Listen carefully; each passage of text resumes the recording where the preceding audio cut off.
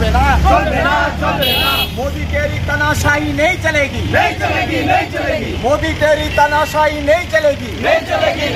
লোকসভা থেকে 146 জন সাংসদকে সাসপেন্ড করা নিয়ে করিমগঞ্জ কংগ্রেসের বিক্ষোভ প্রতিবাদ।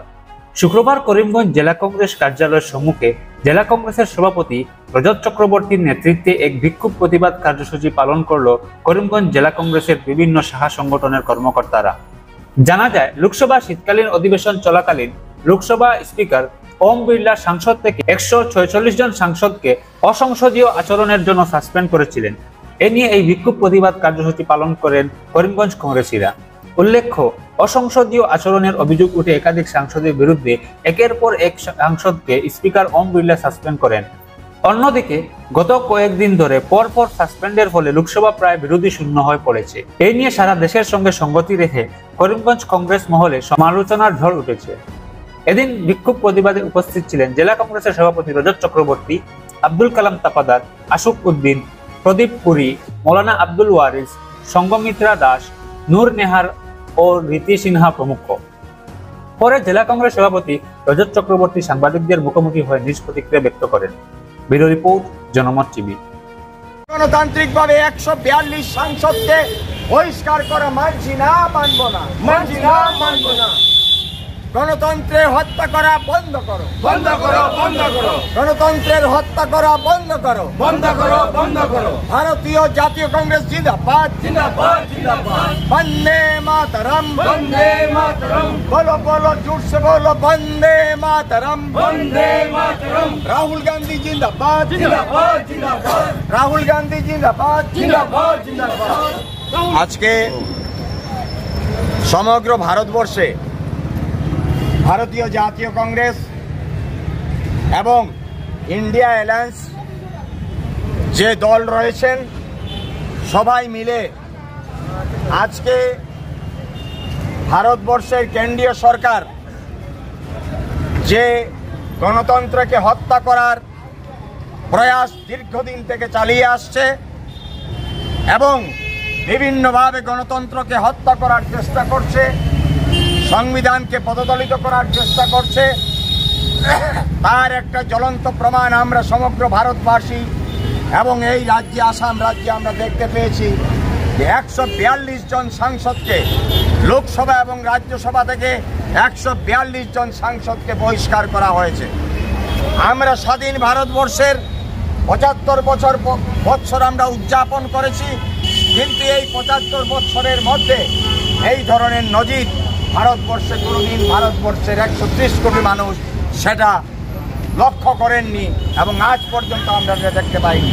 সমগ্র বিশ্বের মধ্যে এই ভারতবর্ষ গণতন্ত্র, সমাজবাদ এবং ধর্মনিরপেক্ষতা নিয়ে যে সংবিধান রচনা করে এই দেশকে স্বাধীনতার পর থেকে চালিয়ে আসছে, 2014 থেকে কেন্দ্রে বর্তমান প্রধানমন্ত্রীর নেতৃত্বে যে সরকার রয়েছে এবং আসামের মুখ্যমন্ত্রী হেমন্ত বিশ্ব শর্মার নেতৃত্বে যে সরকার রয়েছে, আমরা দেখতে পাচ্ছি একবার নয় বারবার গণতন্ত্র, সমাজবাদ, ধর্মনিরপেক্ষতা, ভারতবর্ষের সংবিধানকে পদদলিত করার চেষ্টা করা হচ্ছে। তাই আজকে সমগ্র ভারতবর্ষে ভারতীয় জাতীয় কংগ্রেস, আমাদের সর্বভারতীয় নেতা রাহুল গান্ধীর নেতৃত্বে সমগ্র ভারতবর্ষে আজকে দিল্লিতে এই বিক্ষোভ প্রদর্শন করা হচ্ছে।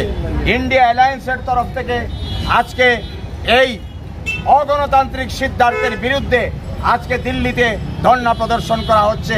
একই সঙ্গে আজকে সমগ্র রাজ্যে এই ধর্ণা প্রদর্শন করা হচ্ছে এবং তার সঙ্গে সঙ্গতি রেখে গতকাল গৌহাটিতে আমাদের সভা ছিল, সেই সভা শেষ করে আজকে করিমগঞ্জে পৌঁছে আজকে আমরা এই ধর্ণা কর্মসূচি এখানে পালন করছি।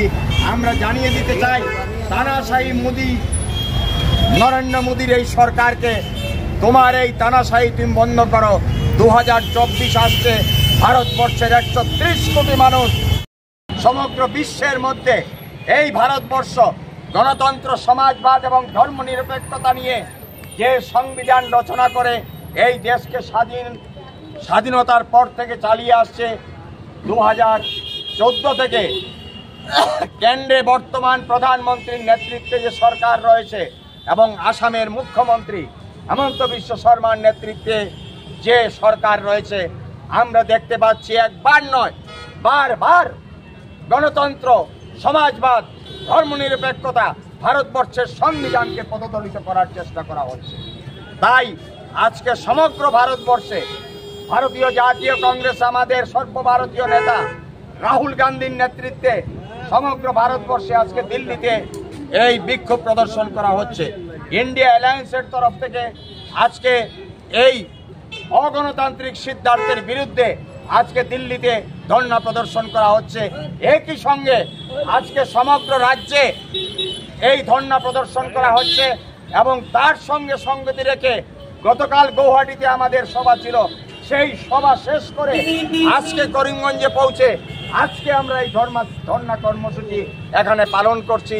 আমরা জানিয়ে দিতে চাই, তানাশাহী মোদী, নরেন্দ্র মোদীর এই সরকারকে, তোমার এই তানাশাহী তুমি বন্ধ করো। 2024 আসছে, ভারতবর্ষের 130 কোটি মানুষ তৈরি হয়ে গেছে তোমার এই অপশাসনের বিরুদ্ধে আওয়াজ দেওয়ার, তোমার এই অপশাসনের বিরুদ্ধে প্রতিবাদ করার, তোমার এই অপশাসনের বিরুদ্ধে আগামী 2024-এর নির্বাচনে তোমাকে পরাস্ত করে এই ভারতবর্ষের মধ্যে গণতন্ত্র, ধর্মনিরপেক্ষতা এবং সমাজবাদকে প্রতিষ্ঠা করার আন্দোলন ইতিমধ্যে ভারতীয় জাতীয় কংগ্রেস শুরু করেছে এবং তা শেষ হবে 2024-এর লোকসভা নির্বাচনের পর। এই কথাগুলো বলে আপনাদের সবাইকে ধন্যবাদ জানিয়ে আজকের এই ধর্ণা কার্যসূচি এখানের মধ্যেই আমরা সমাপ্ত করলাম।